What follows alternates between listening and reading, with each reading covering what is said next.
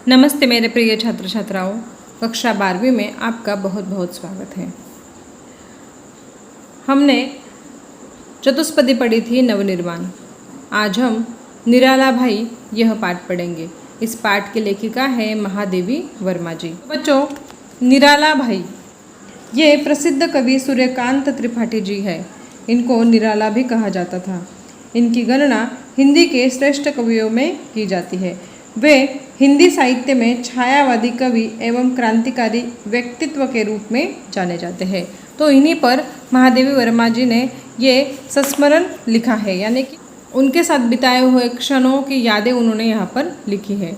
तो हम पहले महादेवी वर्मा जी का मतलब लेखक का परिचय देख लेते हैं। श्रीमती महादेवी वर्मा जी का जन्म 26 मार्च 1907 को उत्तर प्रदेश के फर्रुखाबाद में हुआ।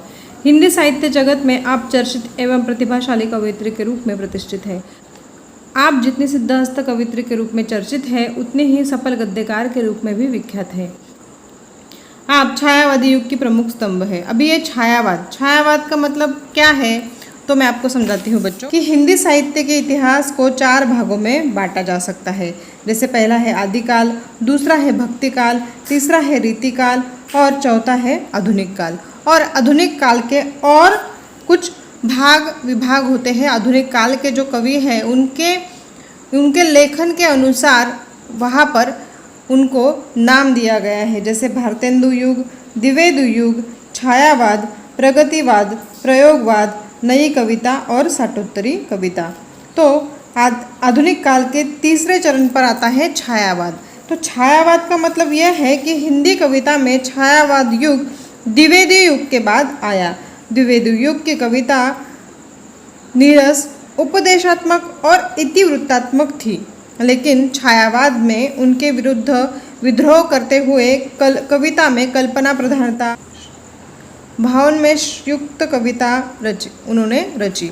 मतलब यहाँ पर उन्होंने जो कविताएं रची जा रही थी उनके खिलाफ विद्रोह करते हुए वो कड़ियों को तोड़कर उन्होंने एक नई कविता रचना और नई कविता के नए भाव उसमें प्रकट करना शुरू कर दिया।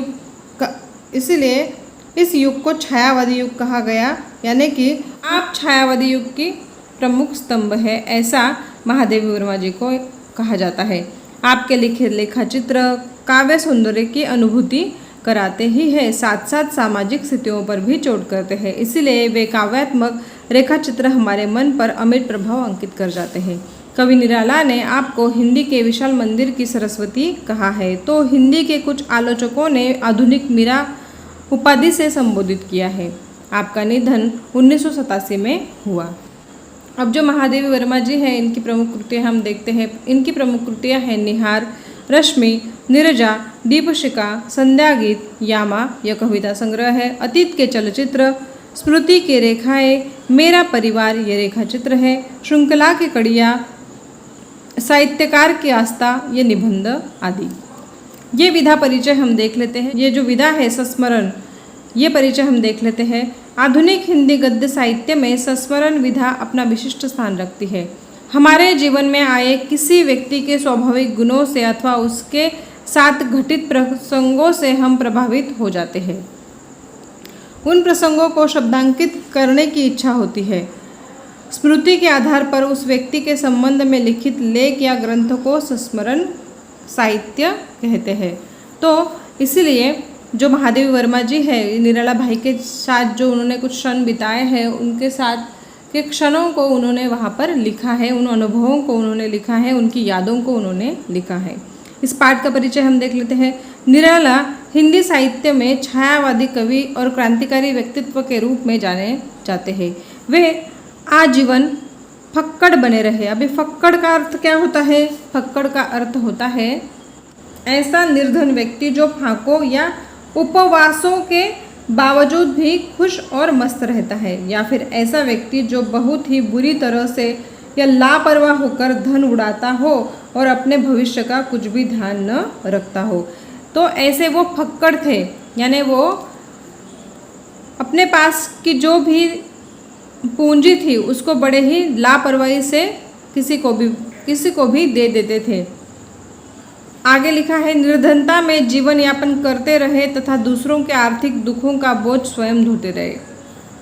उन्होंने परिवार के सदस्यों के वियोग की व्यथा को सहा, परिवार के सदस्यों के वियोग की व्यथा को सहा, उसे काव्य में उतारा। आतिथ्य करने में उनका अपनापन देखते ही बनता था। अपने समकालीन रचनाकारों के प्रति उनकी चिंता उनकी संवेदनशीलता को रेखांकित करती है। उनका व्यक्तित्व लोहे के समान दृढ़ था, तो हृदय भाव तरलता से ओतप्रोत था। वे मानवता के पुजारी थे। इन्हीं गुणों को लेखिका ने शब्दांकित किया है। ठीक है बच्चों, यहाँ तक मैं आशा करती हूँ आपको समझ में आया होगा। तो ये जो है ये महादेवी वर्मा जी का चित्र है। ठीक है, अब हम पाठ को विस्तार से पढ़ते हैं। एक युग बीत जाने पर भी मेरी स्मृति से एक घटा भरी अश्रुमुखी सावनी पूर्णिमा की रेखाएं नहीं मिट सकी है। उन रेखाओं के उजले रंग न जाने किस व्यथा से गीले हैं कि अब तक सूख भी नहीं पाए। उड़ना तो दूर की बात है। देखो यहाँ पर उन्होंने निराला भाई के लिए ये लिखा है। वो लिख रही है कि उनकी स्मृति से एक घटा भरी, घटा का मतलब होता है जल भरे काले बादलों का समूह। अश्रुमुखी यानी आंसुओं से भरी हुई आंखें, सावनी पूर्णिमा की रेखाएं। देवी वर्मा जी किसी को याद करते हुए उनके बारे में लिख रही है कि एक युग बीत जाने पर भी मेरी स्मृति से एक घटा भरी अश्रुमुखी सावनी पूर्णिमा की रेखाएं नहीं मिट सकती है। तो घटा का मतलब होता है जल से भरे काले बादलों का समूह। अश्रुमुखी का मतलब होता है जिनकी आंखों में आंसू हो, और सावनी पूर्णिमा की रेखाएं नहीं मिट सकी है। के चेहरे का वो वर्णन करते हुए उनको सावनी पूर्णिमा की रेखाएं नहीं मिट सकी ऐसे कह रही है। और उनके जो रंग है, जो यादों के रंग है, वो अभी तक गीले हैं। तो वो उड़ना तो दूर ही है, मतलब वो यादें इतनी ताज़ी है कि जैसे अभी अभी सामने वो घट रहा है। उस दिन मैं बिना कुछ सोचे हुए ही भाई निराल जी से पूछ बैठी थी, आपके किसी ने राखी नहीं बांधी? अवश्य ही उस समय मेरे सामने उनकी बंधन शून्य कलाई और पीले कच्चे सूत की ढेरों राखियां लेकर घूमने वाले यजमान खोजियों का चित्र था। पर अपने प्रश्न के उत्तर ने मुझे क्षण भर के लिए चौंका दिया। अभी वो शायद रक्षाबंधन का दिन था, लेकिन निराला भाई के कलाई पर एक भी राखी न देखते हुए उन्होंने सहजता से पूछ लिया कि आपको किसी ने राखी नहीं बांधी। उस पर उन्होंने चौंका देने वाला उत्तर दिया, महादेवी वर्मा जी को चौंका देने वाला उत्तर दिया। वो कहने लगी कि कौन बहन हम जैसे भुक्कड़ को भाई बनावेगी? अभी कौन बहन है जो हम जैसे भुक्कड़ का मतलब होता है निर्धन व्यक्ति, तो ऐसे निर्धन व्यक्ति को भाई क्यों बनाएगी? मैं उत्तर देने वाले के एकाकी जीवन की व्यथा थी या चुनौती, यह कहना कठिन है, पर जान पड़ता है कि किसी अव्यक्त चुनौती के आभास ने ही मुझे उस हाथ के अभिषेक की प्रेरणा दी, जिसने दिव्य वर्ण गंध मधु वाले गीत सुमनों से भारती की अर्चना भी की है और बर्तन मांजने, पानी भरने जैसे कठिन श्रम साधना से उत्पन्न स्वेद बिंदुओं से मिट्टी का श्रृंगार भी किया है। यहाँ पर वो उनकी कलाई की बात कर रही है। वो कह रही है कि शायद उनका जीवन एकाकी है, उस एकाकी जीवन में मैं उनकी व्यथा हूँ या चुनौती हूँ ये मैं नहीं कह सकती, लेकिन शायद उनके हाथ पर राखी बांधने का सौभाग्य मुझे ही प्राप्त हो, या फिर उनके हाथ पर राखी बांधूँ यानी उनके हाथ का अभिषेक मैं करूँ, ऐसा वो कह रही है। जिन हाथों ने दिव्य वर्ण गंध मधु वाले गीत सुमनों से भारती की अर्चना भी की है, मतलब उन्होंने उन्हीं हाथों से साहित्य का निर्माण किया है जो कि श्रेष्ठ साहित्य है, और उन्हीं हाथों ने बर्तन भी मांजे हैं, पानी भी भरे हैं, जैसे कठिन श्रम साधना भी उन्होंने की है। तो श्रम साधना से उत्पन्न स्वेद बिंदु यानी कि पसीना से मिट्टी का श्रृंगार भी किया है। हाथ के पंगों से वर्षा की सीमा पार करने वाले अतीत ने आग के अक्षरों के आंसू के रंग भर भर कर ऐसी अनेक चित्रकथाएं आग डाली है, जितनी इस महान कवि और असाधारण मानव के जीवन की मार्मिक झांकी मिल सकती है, पर उन सबको संभाल सके ऐसा एक चित्रधार पा लेना सहज नहीं। यहाँ पर महादेवी वर्मा जी कहना चाहती है कि जीवन के संघर्ष और जीवन के सारे कठिन परिश्रम और जीवन की सारी कठिनाइयाँ उनके हिस्से में आई है और ऐसे ही सारे कठिनाइयों की सीमा पार करने वाले वो अपने आंसू, अपनी व्यथा को लेकर भी बहुत से अच्छा लेखन वो करते हैं। ये जो महान व्यक्ति है, इनको समझ पाना, इनको लिख पाना इतना सहज नहीं है, ऐसा वो कह रही है। आगे वो लिखती हैं, उनके अस्त व्यस्त जीवन को व्यवस्थित करने के असफल प्रयासों का स्मरण कर मुझे आज भी हंसी आ जाती है। एक बार अपनी निर्बद्ध उदारता की तीव्र आलोचना सुनने के बाद उन्होंने व्यवस्थित रहने का वचन दिया। इसका मतलब यह है कि उनका जीवन अस्त व्यस्त था, वो अपने जीवन के बारे में बिल्कुल भी नहीं सोचते थे, लेकिन उनका जीवन व्यवस्थित करने का प्रयास महादेवी वर्मा जी करती थी और बार बार उनसे वो वचन भी लिया करती थी। संयोग से तभी उन्हें कहीं से 300 रुपये मिल गए।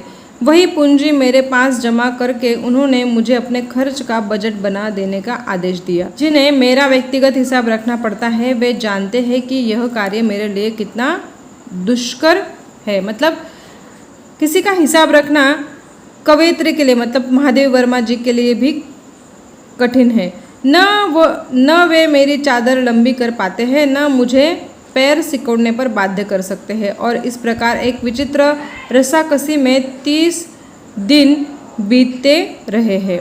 तो यहाँ पर लेखिका कहती हैं कि किसी के लिए बजट तैयार करना मेरे लिए आसान नहीं है। यदि अनुत्तीर्ण परीक्षार्थियों की प्रतियोगिता हो तो 100 में 10 अंक पाने वाला भी अपने आप को 0 पाने वाले से श्रेष्ठ मानेगा। इसका मतलब यहाँ पर लेखिका कहना चाहती है कि निराला भाई जो है वो अपने पैसे बड़े ही लापरवाही से किसी को भी दे देते थे। बहुत बजट से अपना महीना नहीं चलाती थी, लेकिन फिर भी वो निराला भाई से थोड़ा ठीक तरीके से अपना महीने का खर्चा बजट बना लेती थी। इसलिए वो खुद को कह रही है कि अनुत्तीर्ण परीक्षार्थियों की परीक्षा में अगर 10 अंक आए, बाकी लोगों को 0 अंक आए और किसी को एक को 10 अंक आया तो अपने आप को वो श्रेष्ठ समझेगा। इसी प्रकार उनका भी हाल था। तो निराला भाई ने उनको जब बजट बनाने की बात कही। आगे वो लिखती है, अस्तु नमक से लेकर नपित तक और चप्पल से लेकर मकान के किराए तक का जो अनुमान पत्र मैंने बनाया, वह जब निराला जी को पसंद आ गया तब पहली बार मुझे अपने अर्थशास्त्र के ज्ञान पर गर्व हुआ। पर दूसरे ही दिन से मेरे गर्व की व्यथा सिद्ध होने लगी। वे सवेरे ही पहुँचे। 50 रुपये चाहिए। किसी विद्यार्थी का परीक्षा शुल्क जमा करना है, अन्यथा वह परीक्षा में नहीं बैठ सकेगा। संध्या होते होते किसी साहित्यिक मित्र को 60 देने की आवश्यकता पड़ गई। दूसरे दिन लखनऊ के किसी तांगे वाले की माँ को 40 का मनी ऑर्डर करना पड़ा। दोपहर को किसी दिवंगत मित्र की भतीजी के विवाह के लिए 100 देना अनिवार्य हो गया। सारांश यह कि तीसरे दिन उनका जमा किया हुआ रुपया समाप्त हो गया और तब उनके व्यवस्थापक के नाते यह दान खाता मेरे हिस्से आ पड़ा। तो देखो, यहाँ पर उन्होंने महादेवी वर्मा जी को वचन दिया था कि उनके जीवन की जो भी पूंजी उनको मिलेगी वो अभी उसको लापरवाही से खर्च नहीं करेंगे, किसी दूसरे के लिए खर्च नहीं करेंगे, खुद के लिए खर्च करेंगे। और उनके पास जैसे ही 300 रुपये आए, उन्होंने महादेवी वर्मा जी को वो 300 रुपये दिए कि मेरा महीने का बजट आप बनाओ। जैसे ही उन्होंने वो बजट बना कर दिया, उन्होंने बिल्कुल नमक से लेकर चप्पल तक और मकान के किराए तक सारा का सारा अनुमान पत्र उन्होंने 300 रुपये में बना दिया था। लेकिन सिर्फ 3 ही दिनों में निराला भाई ने वो पैसे किसी ज़रूरतमंद को बांट दिए। तो यहाँ पर उन्होंने कहा कि सारांश यह है कि तीसरे दिन उनका जमा किया हुआ रुपया समाप्त हो गया और तब उनके व्यवस्थापक के नाते यह दान खाता मेरे हिस्से आ पड़ा। अभी उनको भी प्रश्न पड़ गया कि अब क्या करें, क्योंकि 30 दिन का उन्होंने बजट बनाया था, लेकिन वो 3 दिन में ही सारे पैसे खत्म हो गए। एक सप्ताह में मैंने समझ लिया कि यदि ऐसी ओढ़रदानी का मतलब होता है अत्यंत उदारपूर्वक दान करने वाला, मतलब बिल्कुल भी खुद के बारे में ना सोचते हुए उन्होंने सारे पैसे दान कर दिए। ओढ़रदानी को न रोका जावे तो यह मुझे भी अपनी स्थिति में पहुंचाकर दम लेंगे। तब से फिर कभी उनका बजट बनाने का दुस्साहस मैंने नहीं किया।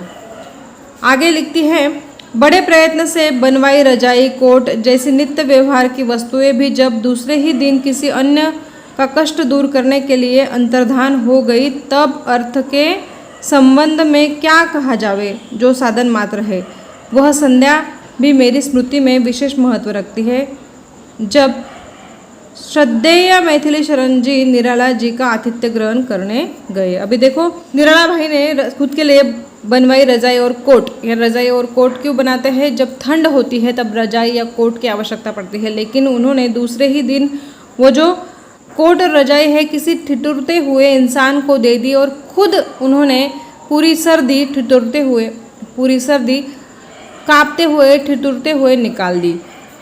अंतर्धान हो जाना यानी अदृश्य हो जाना। अंतर्धान यानी उनकी जो रजाई और कोट है दूसरे दिन ही अंतर्धान हो गई। अब उनके घर जो आए हैं वो आए हैं श्रद्धेय मैथिली शरण। मैथिली शरण जी भी बहुत बड़े साहित्यिक हैं और श्रेष्ठ साहित्यिक है। जब ये इनके घर आए तब क्या हुआ वो हम आगे देखते हैं। बगल में गुप्त जी के बिछोने का बंडल दबाए, दिलासलाई के क्षीण अंधकार से तंग सीढ़ियों का मार्ग दिखाते हुए निराला जी हमें उस कक्ष में ले गए जो कठोर साहित्य साधना का मुख्य साक्ष्य रहा है। इसका मतलब यह है कि उनके पास बिछाने के लिए कुछ भी नहीं था। जब उनके घर अतिथि आए जो मैथिली शरण गुप्त जी है, तो उनको बिठाने के लिए उनके पास कुछ भी बिछोना नहीं था। किसी से उन्होंने बिछोना मांग लिया और बिछोनों को अपने बगल में दबाए हुए वह दिया सलाई के क्षीण प्रकाश में उनको एक तंग सीढ़ियों से ऊपर ले गए। एक कमरे में ले गए। जो कमरा था वो सुविधाहीन था, उस कमरे में कोई भी सुविधा नहीं थी। तब जो परिस्थिति थी वो मुख्य साक्ष्य थी कि इनकी हालत कैसी है। तो आगे लिखते हैं, आले पर कपड़े की आधी जली बत्ती से भरा पर तेल से खाली मिट्टी का दिया मानो अपने नाम की सार्थकता के लिए जल उठने का प्रयास कर रहा था। तो उन्होंने जैसे तैसे कपड़ा तो बिछा दिया। वहाँ पर प्रकाश करने के लिए जब उन्होंने दिया जलाने की कोशिश की तो दिए में तेल भी नहीं था। जैसे तैसे उन्होंने वो दिया जलाने की कोशिश की तो वो मिट्टी का दिया जलने का प्रयास कर रहा था, क्योंकि आपको पता है कि दीपक जब जलता है तब उसे तेल की आवश्यकता होती है। वह आलोक रहित सुख सुविधा शून्य घर गृह स्वामी के विशाल आकार और उससे भी विशालतर आत्मीयता से भरा हुआ था। अपने संबंध में बेसुध निराला जी ने अपने आतिथ्य की सुविधा के लिए सतर्क प्रहरी है। अतिथि की सुविधा पर विचार कर वे नया घड़ा खरीद कर जल ले आए और धोती चादर जो कुछ घर में मिल सका सब तख्त पर बिछाकर उन्हें प्रतिष्ठित किया। अभी यहाँ पर उनकी आदरातिथ्य के बारे में बताया गया है। देखो, उनके घर अतिथि आए, उनके घर में दिया जलाने के लिए तेल भी नहीं है, फिर भी उन्होंने उन अतिथियों के स्वागत के लिए घर में जो कुछ धोती चादर जो कुछ था वो सारा तख्त पर उन्होंने बिछा दिया और वहाँ पर उनको बिठाया। इतना ही नहीं, वो नया घड़ा खरीद कर लाए। मतलब उनके घर में घड़ा भी नहीं था, पानी भरने के लिए जो घड़ा होता है ना वो भी नहीं था। तो वो घड़ा खरीद कर उन्होंने गंगा जल से वो भर लाए। यहाँ पर लिखा है कि वह आलोक रहित सुख सुविधा शून्य घर, आलोक मतलब प्रकाश रहित, सुख सुविधा शून्य घर। सुख सुविधा बिल्कुल भी घर में नहीं थी, लेकिन जो गृह स्वामी था उसका मन बड़ा ही विशाल था और वो विशालतर आत्मीयता से भरा हुआ था। उन्होंने उनका आतिथ्य बड़ा ही अच्छा किया और बड़े ही आत्मीयता से किया। बच्चों, आज के लिए इतना ही। अगला पाठ हम अगली तासिका में पढ़ेंगे। धन्यवाद।